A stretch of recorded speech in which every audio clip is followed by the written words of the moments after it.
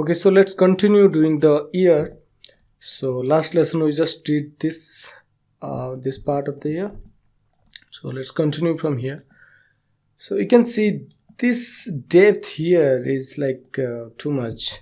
In this area the ear doesn't have that much of depth, so this depth from here, coming from here, it's should be settled here. Okay, so let's first move these things out a little bit. From this angle, this part should be like bulge out like this, and here it's like gradually like decreasing that height. Okay, so make sure just to observe those shapes there. And here it's almost gone, this depth, this hard depth line. So we need to average these things. We need to move this part here so that when we smooth we don't get that hardness there. Okay, and here the loops is very odd here in this area, so I'm going to connect this vertex and this vertex to get the connected edge. So again we can use this mesh tool connect option there to connect, or you can use multi-cut to put an edge there. So I'm going to delete this edge from my delete keyboard. Okay, and now I got a triangle here, but I don't want triangle here, so I'm going to delete this edge as well, and it left me a n-sided face here. This face it's more than 4-sided. You can count 1 2 3 4 5, and the face which has more than 4 edges, that's called n-sided face or n-gons. Okay, so I don't want that n-gons. Most of the time we avoid n-gons in our model. So now I'm going to put an edge loop there. So hold shift right mouse button and insert edge loop, add that here. So I'm going to add that, and again I'm going to connect here. So mesh tools, connect. Okay, so yeah, now the loops is better here, clean. And now you can see this shape here. This is a pixelated image, that's why you cannot see it, but if you check the ear here, you will get like this part should be like this, and this thing should come like this. The shape is like that there, like this. Okay, and here I have to and here I can turn change the move tool direction to component by holding W and left mouse button, then go to component. From here you can change your move tool settings, you can see here. So once I am in move tool, hold W, which is the shortcut of move, and then hold your left mouse button to get this menu.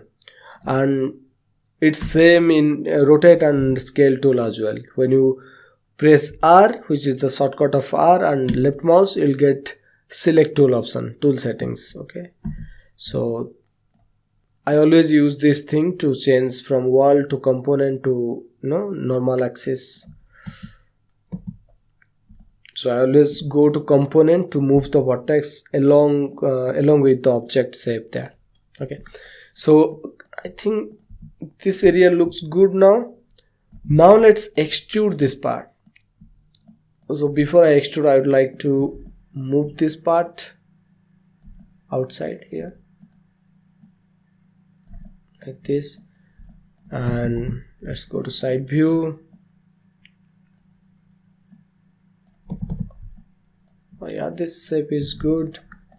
I think we are ready to extrude this area. So select this edge and select this edge, double click, and it just chose the shortest path, but actually I was trying to select this loop, so sometimes it's like choose the shortest path to select.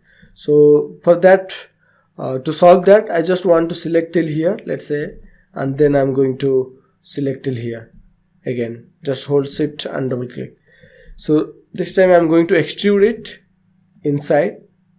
Now I'm moving in world axis here, and I'm going to scale a little bit, so that if you don't scale, that's even I think fine. Okay, so I got that depth there. Now this shape this depth you can see. Let me first move this line out of the way there. This thing should connect here with somewhere here. So I don't have much polygon there, it's a big polygon there, so I think I'm going to bevel this edge. So select this edge, go to edit mesh and bevel. So by beveling I basically got two edges instead of one center edge there. So then I can slide it, or you can bring the side tool from mesh tools and slide edge. Then middle mouse drag, make sure you are pushing the middle mouse, which is your scroll. Just push that hard and then move your mouse. So then I'm going to connect here this thing. So let's select this edge, make sure you have selected the bottom edge, then go to edit mesh and bridge. Okay, so I connect that. Then it's just a matter of filling this blank area. So again I can bridge this to press G to bridge, or I can use my append polygon tool as well. From mesh tool, append polygon, which is a great tool. Like just click here and on this edge, it's done. Okay, so again I'm going to do the same thing here, I think. So let's fill this area. So I'm going to press Y to bring the append polygon tool again, and I'm going to create this edge and this edge, a triangle here. I got a triangle there, and then I'm going to connect this edge to this edge to fill this area like this. And this area we don't have to fill this area, so let's select this to select the whole border, then extrude the border to get the ear hole. So let's extrude and scale to get that loop and move it slowly, move in Z axis as well. The ear hole should go.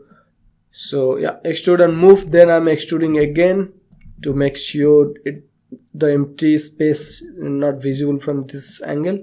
So I'm moving that there, and I'm bending here so that nobody can see the actual empty space there. And if you press 3, you can see it's not that great, but still it's looking good. And still we have to like sculpt and make the shapes right. So here there's the point here. So I think I can do one thing there. Either I have to put one edge there. I think there are sufficient edges. So I'm going to merge these two vertex, or I'm going to collapse this single edge. So go to edit mesh and collapse. So it's gonna merge both of the vertex of that edge like this. Okay, so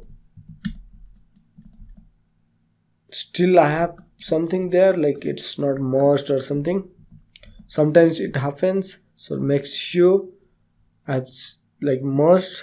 Yeah, it's merged, but sometimes it's happened. So in this case, just delete a face and double click to select the border, and this let's go to mesh and fill it. So where's the fill hole? Yeah, fill hole, and press 3 to check it. It should be clear. Okay, so yeah, I'm stopping this lesson here. In the next lesson we are going to finish this ear.